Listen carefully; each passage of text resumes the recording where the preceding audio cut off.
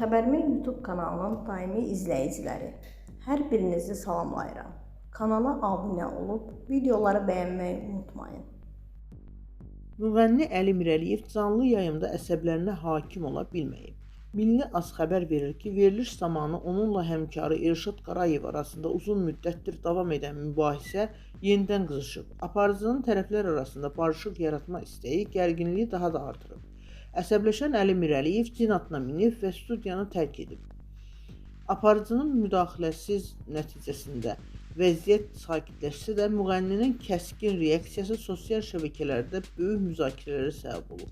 Hadisənin yayımlandığı görüntülərin altında izləyicilər müxtəlif şərhlər yazaraq həm Mirəliyevin davranışını, həm də tərəflər arasındakı qalmaqalın illərlə davam etməsini tənqid ediblər.